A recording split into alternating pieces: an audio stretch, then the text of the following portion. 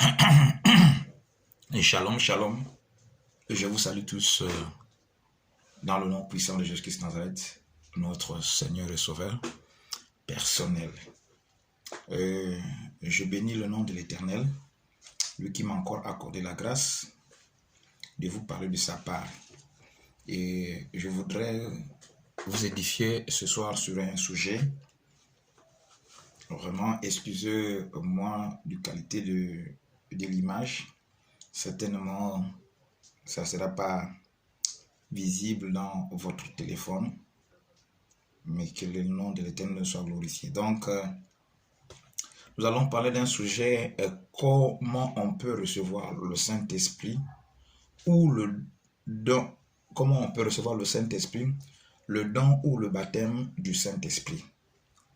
Parce que beaucoup aujourd'hui parlent qu'il a le Saint-Esprit ou il a le don du Saint-Esprit. Donc, dans un premier temps, recevoir le Saint-Esprit.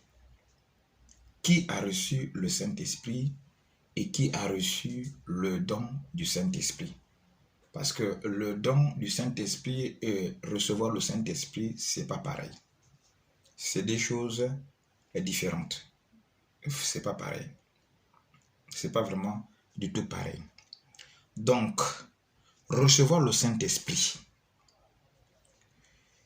En réalité, quand tu es non-croyant, quand tu ne crois pas en Jésus-Christ, notre Seigneur et Sauveur, et quand tu décides de venir dans sa présence, de l'accepter comme Seigneur et Sauveur personnel, on te fait une prière d'acceptation parce que toi-même tu as résolu de suivre Jésus-Christ comme Seigneur et Sauveur personnel et tu sais les motivations qui t'ont poussé de prendre cette décision. Et quand tu viens voir les hommes de Dieu, et les hommes de Dieu prient pour toi, dès qu'ils prient pour toi, automatiquement, le Saint-Esprit descend en toi. Le Saint-Esprit descend en toi. Le Saint-Esprit vient habiter en toi. Le Saint-Esprit te couvre. Là, tu es dans la présence de Dieu, dans la présence du Saint-Esprit. Là, automatiquement, tu es dans la présence du Saint-Esprit.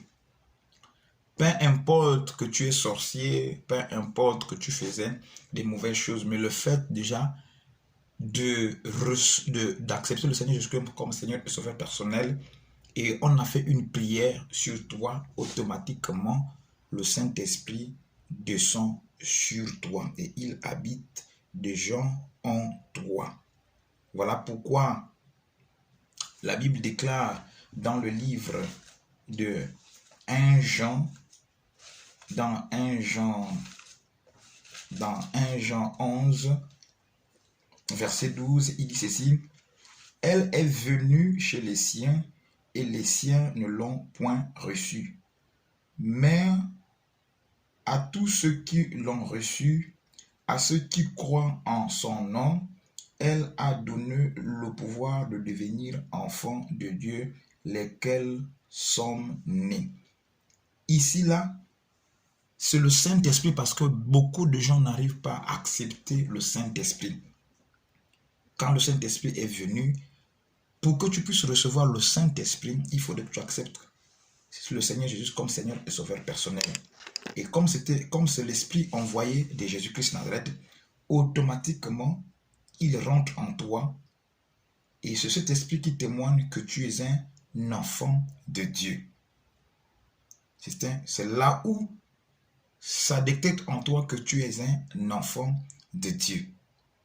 Tu es un enfant de Dieu. Pourquoi tu es un enfant de Dieu? Parce que le Saint-Esprit qui est descendu en toi, dès que tu as reçu ça, tu sors de l'église, tu vas voir que le monde voudra te rattraper en te disant « viens boire » ou bien une pensée va dire « va voir ta copine ». Mais or que quand on accepte le Seigneur Jésus-Christ de Nazareth, on abandonne tout. Et c'est cet esprit-là qui en toi, que toi, les autres n'avaient pas accepté, les autres ne l'avaient pas reçu. Mais comme toi, tu l'as reçu, c'est ce même Saint-Esprit que la Bible déclare dans le livre de Jean 16, verset 8.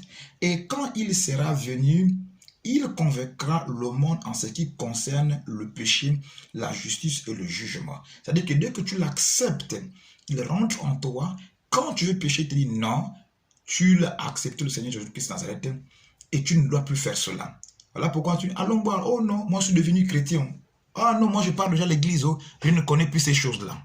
Ça c'est l'intervention quand on a donné notre vie au Seigneur. Quand tu pars à l'église pour la première fois, quand tu es nouvellement arrivé et quand on t'a reçu en entretien, on t'a fait accepter le Seigneur, on a prié pour toi et le ciel a reconnu que tu es un enfant de Dieu. Et dès que tu sors de l'église ou de l'entretien, automatiquement, si on te présente la boisson ou bien on te présente encore des choses abominables que tu sentais que c'était pas bien, tu commences déjà à avouer, non, je suis déjà chrétien, ces choses-là, je ne les fais plus. Parce que le Saint-Esprit en toi te convainc que ce que tu fais là n'est plus bien. Il ne faut plus faire ça. Donc il te convainc du péché. Ne pêche plus, de ne plus faire l'injustice, de ne plus condamner les autres. Est-ce que tu peux dire Amen avec moi? D'où dans Romains 8, verset 14 à 16, il dit ceci. Verset 14 à 16, il dit ceci. Car tous ceux qui sont conduits par l'Esprit de Dieu sont fils de Dieu. Et vous n'avez point reçu un esprit de servitude pour être encore dans la crainte, mais vous avez reçu un esprit d'adoption par lequel nous crions Abba, Père. L'Esprit lui-même rend témoignage à notre esprit que nous sommes enfants de Dieu. C'est-à-dire que quand tu étais dans le monde, quand tu étais païen, quand tu viens dans la présence de Dieu, tu acceptes le Seigneur Jésus-Christ est mon sauveur, et les hommes de Dieu ou les frères zélés dans le Seigneur prient pour toi et que tu reçois que tu le reçois, automatiquement tu es revêtu de la présence de Dieu. C'est celui qui dit, il convaincra le monde en ce qui concerne le péché, la justice et le jugement. Est-ce que tu es d'accord avec moi? D'où je veux te prendre même l'exemple dans la Bible, dans le livre de Actes des Apôtres, l'histoire de Corneille avec l'homme de Dieu Simon Pierre, dans Actes 10. Dans Actes 10, tu vois, la Bible déclare que Corneille craignait Dieu.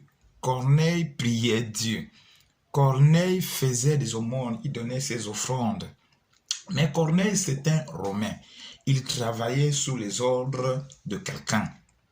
C'est les Corneilles, quand il s'agissait d'arrêter les serviteurs, ce sont eux qui étaient là, ce sont eux qui persécutaient l'Église à l'époque de Paul. Mais lui, dans le secret, il craignait Dieu. Il craignait véritablement Dieu et il faisait tout ce qu'il pouvait faire. Et Dieu avait regardé son cœur, l'état de son cœur. Alors Dieu va se révéler en lui disant, il faudrait que tu appelles un homme appelé Simon Pierre. Il habite auprès d'un autre Simon. Est-ce que tu vois? Au même moment, Simon aussi, dans ce temps de prière, va recevoir une révélation. Et la révélation, il pouvait dire que rien n'essuyait, ne rentrait dans ma bouche. Et Dieu lui dit, tout ce que je te donne, ne vois pas ça d'impur. Vois, tout ce que je te donne est pur. Automatiquement, et Dieu lui disait que il y a un homme qui va venir, il y a des gens qui sont là, et c'est moi qui les ai envoyés, et tu dois partir là où ils vont t'amener. Et l'homme de Dieu s'est levé, il n'a pas regimbé à la voix et à la vision qu'il a reçue. Quand il parle chez Corneille. Il arrive chez Corneille, il discute avec Corneille de vive voix et tout cela, et toute la vision et tout ce que Dieu lui a parlé. Et la Bible dit dans le verset 14, comme Pierre prononçait encore ces mots, le Saint-Esprit descendit sur tous ceux qui écoutaient la parole. Donc tu vois, la Bible déclare que le Saint-Esprit est descendu sur tous ceux qui écoutaient la parole. Parce que Corneille était ensemble avec toute sa famille. Est-ce que tu vois? Le fait qu'une seule personne a cru et que comme ils étaient tous dans la présence de Dieu et comme ils avaient cru quand Pierre enseignait la parole, quand il expliquait la parole de l'Éternel, automatiquement la puissance du Saint-Esprit est descendue et envahit Corneille. Et Corneille était rempli du Saint-Esprit. Est-ce qu'on parle encore de Corneille? Non, l'histoire de Corneille, je ne sais pas comment ça s'est terminé. Mais il avait reçu le Saint-Esprit. Il avait le Saint-Esprit en lui. Donc, recevoir le Saint-Esprit est différent du baptême ou du don du Saint-Esprit. Ce n'est pas la même chose. Ce n'est pas du tout la même chose. Le don ou le baptême du Saint-Esprit ou recevoir le Saint-Esprit tout court est différent. Il y a une grande différence. Il y a vraiment une grande différence. Et le baptême du Saint-Esprit ou le don du Saint-Esprit, on le reçoit. Non, prenons le cas du don du Saint-Esprit. Le don du Saint-Esprit est donné par Dieu lui-même. Est donné par Dieu. Le don du Saint-Esprit est donné par Dieu. Et le baptême du Saint-Esprit peut être donné par quelqu'un. C'est-à-dire que celui qui est loin du Saint-Esprit, il peut imposer les mains à quelqu'un et la personne reçoit le baptême du Saint-Esprit. Mais les dons du Saint-Esprit, c'est Dieu lui-même qui donne les dons du Saint-Esprit. Si on peut prendre concernant les dons du Saint-Esprit, je veux prendre par exemple Hébreux 2, verset 4. Hébreux 2, verset 4. La Bible dit ceci. Hébreux 2, verset 4, il dit ceci. Dieu appuyant leur témoignage par des signes, des prodiges et divers miracles et par le don du Saint-Esprit distribué selon sa volonté. Parce que tu vois, il dit là, le don ici, là, le don du Saint-Esprit a été distribué selon la volonté de Dieu pour une mission bien particulière. Est-ce que tu vois, tu as le Saint-Esprit parce que tu as accepté le Seigneur Jésus-Christ comme Seigneur et Sauveur personnel. Ok. Tu commences à marcher, tu commences à prier, tu commences à obéir jusqu'à ce que tu vas décider de prendre ton baptême par immersion. Et quand Dieu regarde ta motivation, quand Dieu regarde le travail, quand Dieu regarde ta vie de sanctification, c'est par là que Dieu déverse le don du Saint-Esprit. Et quand le don du Saint-Esprit descend en toi, c'est là où le ministère se déclenche. Parce que le ministère va déclencher quand Dieu va déposer en toi le don du Saint-Esprit. C'est alors que tu vas comprendre que le frère a reçu le don prophétique. Le frère a le don prophétique. Il a le don d'enseigner. Il a le don du miracle. Il a le don ceci, il a le don ceci, il a le don ceci. Parce que c'est tout un processus. Tu as le Saint-Esprit. Parce que le Saint-Esprit que tu as là, c'est ce Saint-Esprit-là qui te convainc du péché, du jugement et de justice. Afin que tu sois droit devant le Seigneur. D'où il dit, moi qui vous a appelé, je suis saint, vous aussi devenez saint. Un corps saint avec un esprit saint. Et quand Dieu sait que tu vis la sainteté totale, c'est là où il dépose un don en toi. Et quand Dieu t'a déjà donné ce don-là, il dit dans sa parole, il ne se répond pas de ses dons. Ce que tu as reçu, le don-là, un cadeau, quand on parle un don, un cadeau, il te donne. Il ne peut plus reprendre ce que tu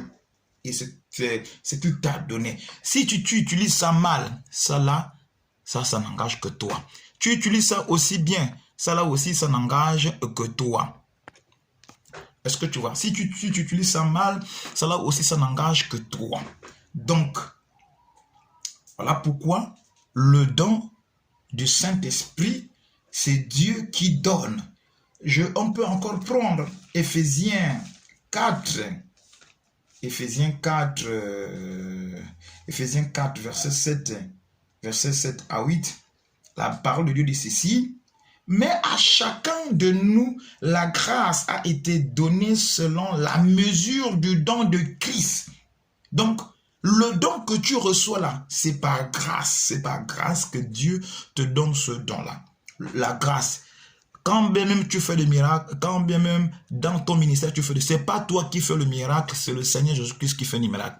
Il n'y a pas un homme qui a déjà guéri quelqu'un. Dieu t'utilise pour que tu puisses guérir quelqu'un. Tu n'es que le canal.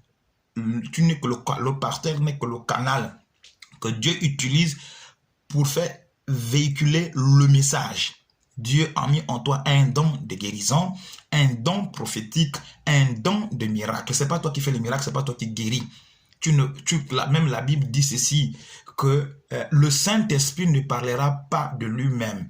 Il parlera de ce qu'il aura entendu. Il entendra de qui? Il entendra de ce que Jésus-Christ va lui dire et il nous dira. Même le Saint-Esprit ne parle pas de lui-même. La Bible dit ça. Donc, à plus forte raison, toi prophète, toi pasteur, tu parles de qui? Est-ce que tu parles de toi ou bien tu parles de celui qui t'a donné le don ou bien tu parles de celui qui t'a envoyé? Donc, ici, là, la Bible déclare que « Mais à chacun de nous, la grâce a été donnée selon la mesure du don de Christ. C'est pourquoi il est dit, étant monté en haut, il a emmené des captifs et il a fait de dons aux hommes. » Dieu a fait le don du Saint-Esprit aux hommes. Il a fait le don du Saint-Esprit aux hommes. Quand tu as le don du Saint-Esprit, c'est ce don-là qui réveille le ministère en toi. Voilà pourquoi tu vas avoir un ministère. Mais sinon, au début, tu n'es pas encore appelé. Au début, tu viens d'accepter le Seigneur. Automatiquement, tu deviens enfant de Dieu. Et quand tu deviens enfant de Dieu, témoigné par le Saint-Esprit de Dieu, que tu as reçu ce jour que l'homme de Dieu a fait des prières sur toi. Est-ce que tu es d'accord avec moi? Donc, si tu n'as pas encore le don du Saint-Esprit, alors il faudrait que tu travailles beaucoup, tu jeûnes, tu pries, tu demeures dans l'obéissance, dans l'amour, et que quand Dieu regarde que tu as bien fait, il te fait un cadeau. Pour que tu puisses mériter le don du Saint-Esprit, tu dois travailler ton corps spirituel, tu dois travailler ton corps physique, tu dois travailler ta conscience, tu dois travailler ta mentalité, tu dois travailler ta vie. Le don ne vient pas parce que tu viens les dimanches à l'église ou bien tu donnes la dîme ou les offrandes. Non, il faudrait mortifier ton corps. Il faudrait que tu mortifies ton corps. Il faudrait que ton corps puisse subir une transformation. Parce que Dieu ne vit pas dans le péché. Dieu n'exauce pas les pécheurs. Quand bien même tu as goûté au don du Saint-Esprit, quand tu as goûté au don du Saint-Esprit, là, Dieu ne sera jamais fier de toi. Ne sera jamais fier de toi. Voilà pourquoi dans le livre de 1 Thessaloniciens 5, verset 19, il dit « N'éteignez pas l'esprit » parce qu'il y a beaucoup de personnes qui ont éteint le Saint-Esprit. Parce que, comme dit la Bible dans le livre de Éphésiens, je crois bien, Éphésiens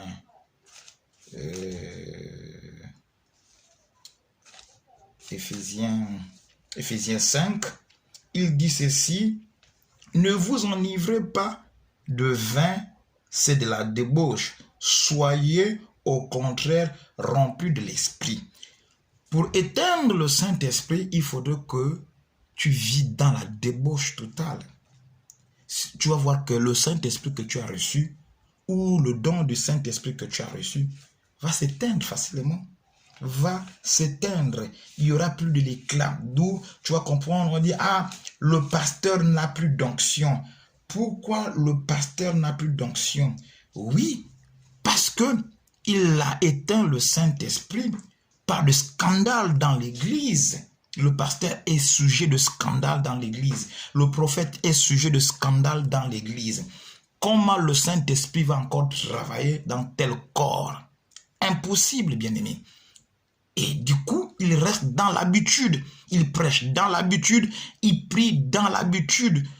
Au lieu de prier en esprit, il prie maintenant par intelligence, parce qu'il y a la prière par intelligence et la prière en esprit. Donc, le pasteur est resté par la prière par intelligence. Donc, il dit encore dans le livre de 1 Corinthiens 6, verset 18, il dit ceci: fuyez l'impudicité, quelque autre péché qu'un homme commette, ce péché est hors du corps. Mais celui qui se livre à l'impudicité pêche contre son propre corps. Ne savez-vous pas que votre corps est le temple du Saint-Esprit qui est en vous, que vous avez reçu de Dieu et que vous ne vous appartenez point à vous-même? Est-ce que tu comprends?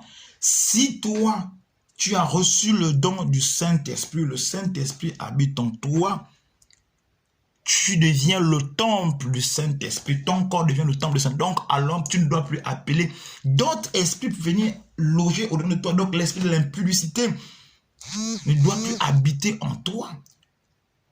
C'est le Saint-Esprit. Maintenant, si tu éteins le Saint-Esprit, comment il va encore travailler en toi? Il y en a même des personnes qui attristent le Saint-Esprit, car la Bible déclare dans le livre de Éphésiens 4, verset 30, « N'attristez pas le Saint-Esprit de Dieu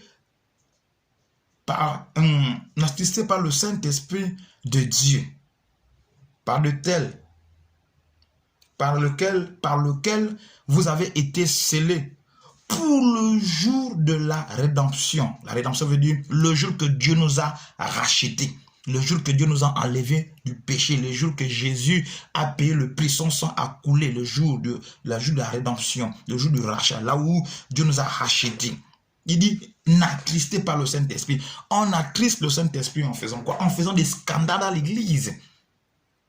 Parce que, tu vois, celui qui a reçu le Saint-Esprit, comme Jésus avait reçu le Saint-Esprit quand il a pris le baptême, quand il sort de l'eau, la Bible déclare que le Saint-Esprit est descendu sous une forme corporelle, en forme de colombe, venu habiter dans son corps. Il est rentré sous forme, je peux imaginer, que les gens qui avaient vu ça, ils ont vu un esprit sous forme d'une corne, mais qui n'est pas touchable et qui rentre dans le corps de l'homme. Voilà pourquoi on dit que nous sommes le temple du Saint-Esprit. Le Saint-Esprit, quand on l'invoque, il habite en nous, il demeure en nous et c'est comme ça qu'il commence à travailler en nous. Donc, et la Bible déclare dans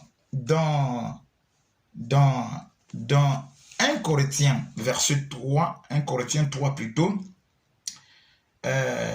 verset 16, à partir du verset 17, je vais lire. « Ne savez-vous pas que vous êtes le temple de Dieu et que l'Esprit de Dieu habite en vous? Si quelqu'un détruit le temple de Dieu, Dieu le détruira, car le temple de Dieu est saint et ce que vous êtes. » Donc, toi qui acceptes le Seigneur Jésus-Christ comme sauveur, tu as pris le baptême, tu as goûté au don de Dieu. Toi, tu deviens le temple de Dieu qui est saint, que l'abomination, la haine, la jalousie, l'impudicité, toutes sortes de péchés qui tournent là, tu ne dois plus commettre ce genre de choses parce que ton corps est le temple du Saint-Esprit. Tu ne dois plus l'attrister, tu ne dois plus l'éteindre. Alors la Bible déclare que celui qui fera ce genre de choses contre le temple du Saint-Esprit en continuant à vivre dans le vin, dans l'abomination, dans l'impudicité, Dieu dit, celui qui détruira le temple de Dieu, Dieu le détruira. C'est-à-dire que je parle de toi qui détruis le temple de Dieu. Bon, imagine un seul instant, si toi tu es en accord avec Dieu et le Saint-Esprit habite en toi et un sorcier cherche à te détruire, tu vois, Le sorcier ne peut pas te détruire parce que toi, tu vis la sanctification, tu vis l'obéissance. Tu marches avec Dieu. Donc, si le sorcier cherche à te détruire, Dieu va détruire le sorcier sans que tu te lèves pour faire la prière de combat. Notre Dieu te défend avant que même toi, tu te lèves. Parce que la personne veut chercher à détruire le temple du Saint-Esprit que tu es. C'est une révélation que je te dis. Donc, tu n'as pas besoin de faire le combat. Tu n'as pas besoin de se lever à 3 heures pour vouloir faire le combat, esprit de chercher, esprit de ceci, sors de moi, sors de moi. Non, le fait que tu vis la sanctification, le fait que tu vis l'obéissance, le fait que tu fais ce que Dieu te demande de faire, et quelqu'un se lève un bon matin pour vouloir faire des incantations sur toi, pour vouloir t'empoisonner, pour vouloir te faire du mal, Dieu lui-même détruira cette personne. C'est la parole de Dieu qui dit ça. Dieu détruira cette personne parce que tu es le temple de Dieu. Est-ce que tu es d'accord avec moi?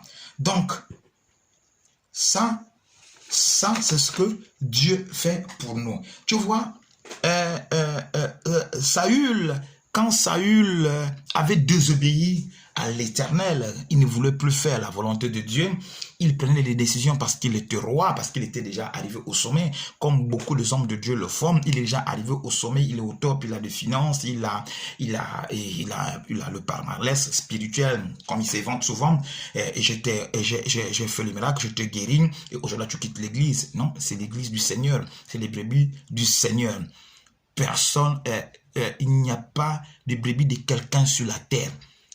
Toutes les brebis sont les brebis de l'Éternel. C'est Dieu qui envoie les brebis dans l'église. Et nous sommes que des bergers.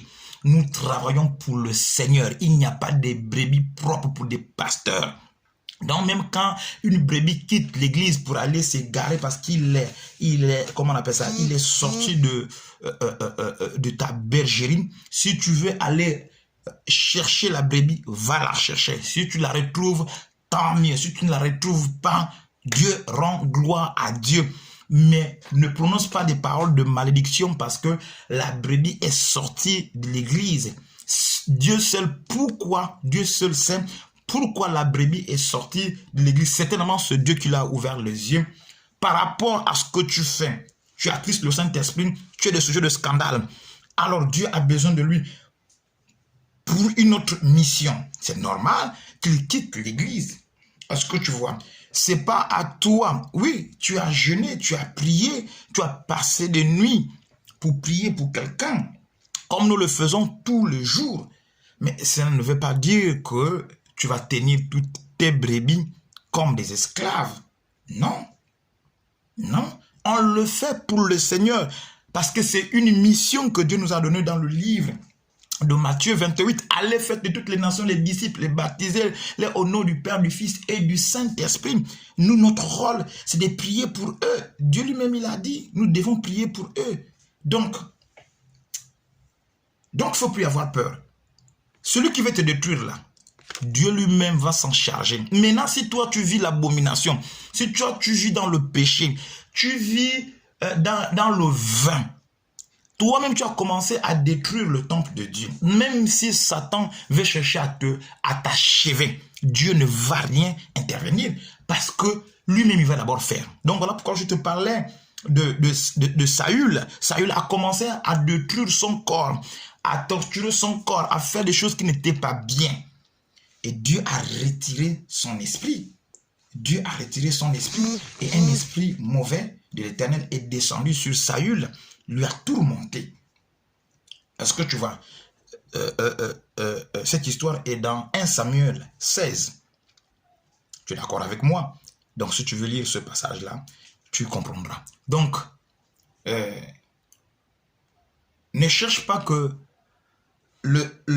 l'Éternel Dieu te retire, le Saint-Esprit se retire en toi à cause des mauvaises choses que toi, tu pratiques. Donc, tu vois, il y a aussi, on peut aussi recevoir le don du Saint-Esprit par l'imposition de main. Est-ce que tu vois? C'est un homme de Dieu qui est oint, il est vraiment oint du Saint-Esprit, il est rempli du Saint-Esprit et Dieu il peut prier pour quelqu'un et la personne reçoit le don du Saint-Esprit.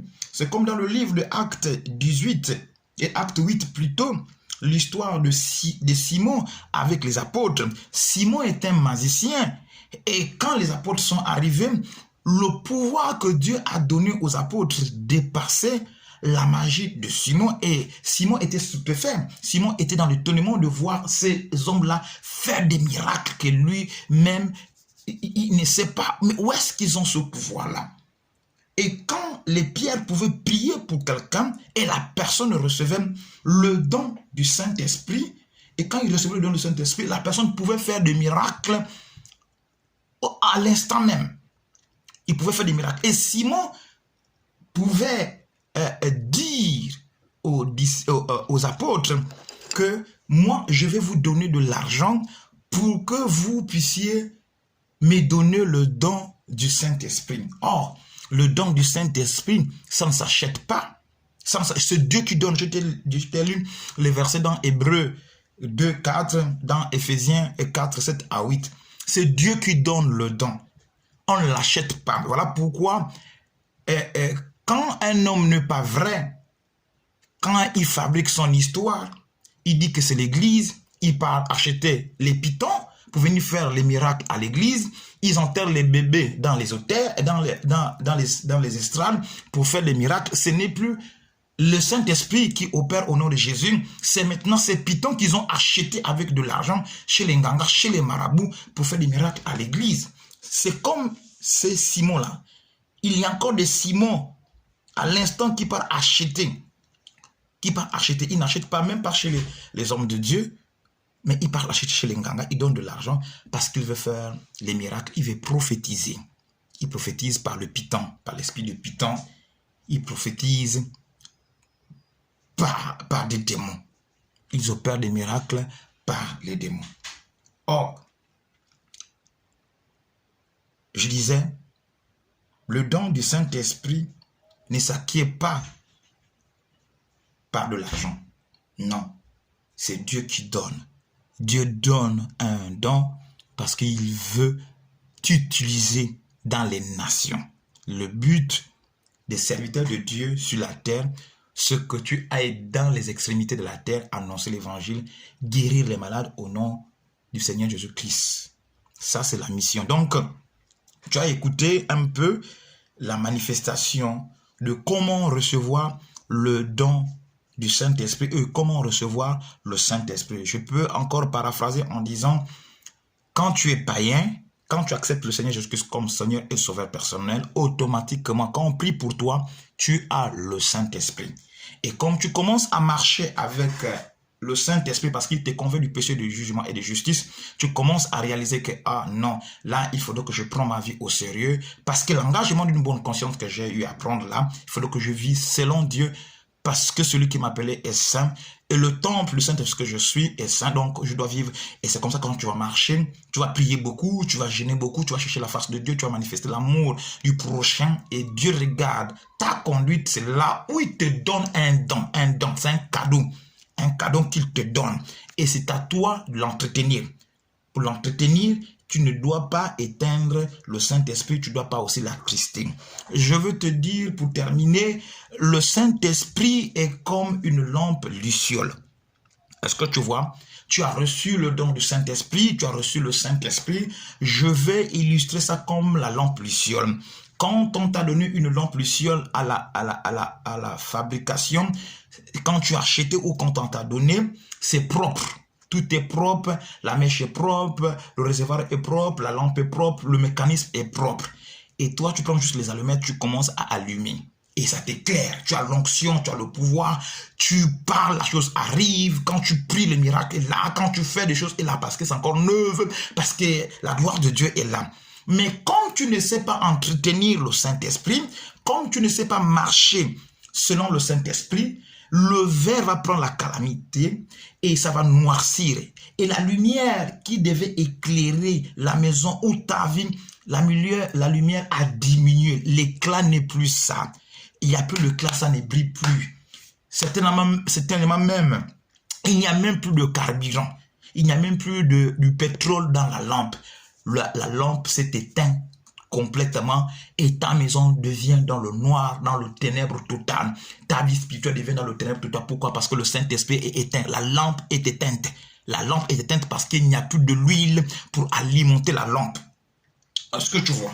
Donc, pour que cette lampe-là, où le Saint-Esprit commence encore à se manifester en toi, il faudrait que tu te répands. Tu dois te repentir. Tu dois te repentir. Tu dois te repentir. Voilà pourquoi dans 1 Jean que je vous ai lu, 1 Jean verset Jean 1, verset 11 verset 11. C'est ça? Non. Il dit, repentez-vous dans